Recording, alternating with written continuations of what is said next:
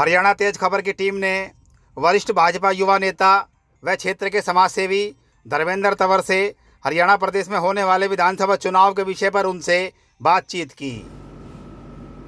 इस समय हमारे बीच मौजूद हैं जिला भाजपा कार्यकारिणी के सदस्य व क्षेत्र के समाजसेवी धर्मेंद्र तंवर जी।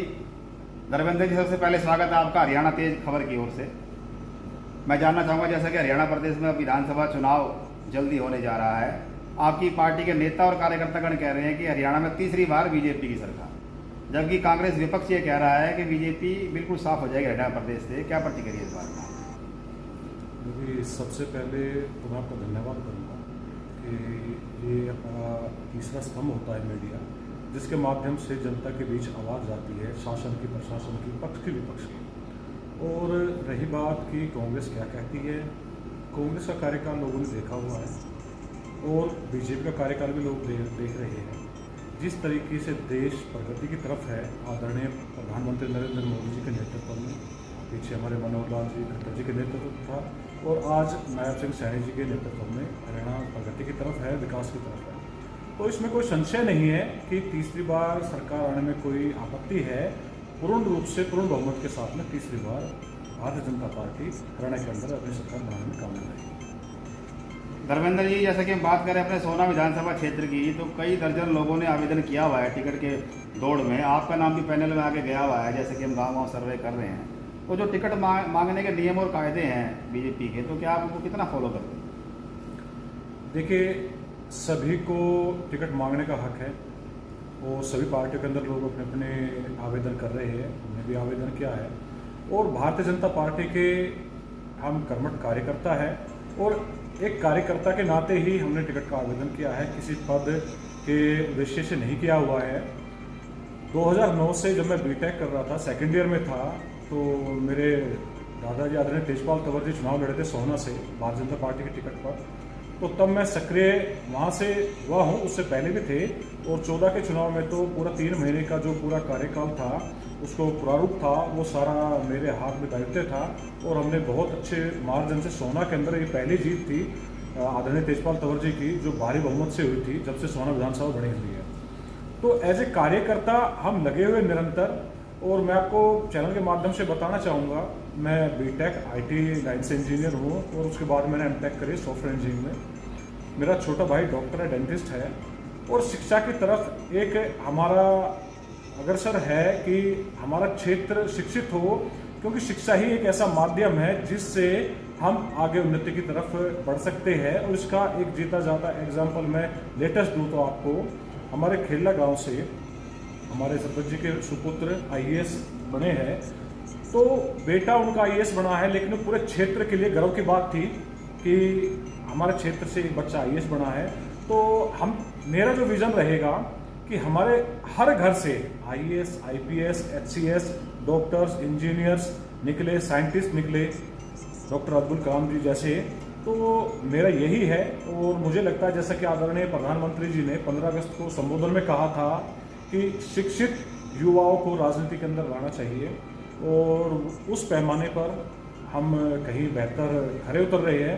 और मुझे उम्मीद है, पूर्ण विश्वास है कि संगठन इस बार युवाओं को, शिक्षित युवाओं को मैदान में उतारेंगे और इसी नेतृत्व में तीसरी बार भाजपा की सरकार बनेगी। धर्मेंद्र जी, हमने देखा पिछले कई सालों से संगठन में काम भी कर रहे हैं, सामाजिक कार्यों में बढ़ चढ़कर हिस्सा भी ले रहे हैं, आप गाँव दौरे कर रहे हैं, जा रहे हैं, लोगों का क्या सहयोग आपको मिलता है? देखो, एक सामाजिक रूप से मुझे कार्य करने का, परिवार का जो चलता आ रहा है, मुझे भी उसका भाग्य बड़ा मिला और समाज के बीच में जाने से लोगों का एक बड़ा सकारात्मक असर है।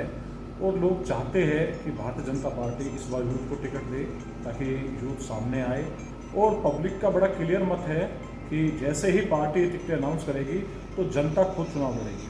आप देखना, इस बार सोहना विधानसभा का चुनाव अपने आप में इतिहास को दोहराने वाला चुनाव होगा और सोहना की जनता भारी बहुमत से बीजेपी प्रत्याशी को विजय बनाकर चंडीगढ़ भेजने का कार्य करेगी। यानी हरियाणा प्रदेश में तीसरी बार भाजपा की सरकार बनने जा रही है?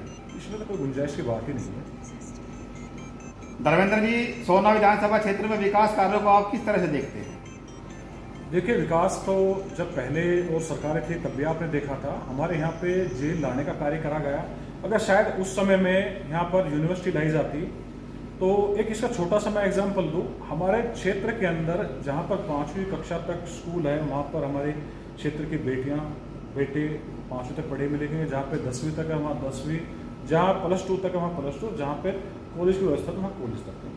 अगर हमारे क्षेत्र में जब यहाँ पे जेलें दी गई थी उस समय अगर यहाँ पर यूनिवर्सिटियाँ दी जाती तो शायद हमारे क्षेत्र का विकास कुछ अलग ही दिशा में होता। लेकिन जब से 2014 में भाजपा सरकार आई है तब से आपने यहाँ पर देखे होंगे 2 कॉलेज, एक सोहना रिठोज में और एक तावड़ू के ऊपर आपको विस्तर के वहाँ पे कॉलेज मिला है। लेकिन इससे भी आगे बढ़ के हमें कार्य करना है। वहीं पर एक दमदमा लेक का उदाहरण है जहाँ पर पानी का भराव नहीं हो पाता प्रॉपर और हमारे वाटर रिचार्ज जो सोर्सेज है वो कम होते जा रहे हैं, तो उसके लिए भी हमें कार्य करने की बहुत आवश्यकता है। और हर कार्यकर्ता का और हर नेता का अपना एक विजन होता है कार्य करने का, उसकी क्षमता होती है, जिसकी जैसी क्षमता होती है वैसे वो कार्य करते हैं।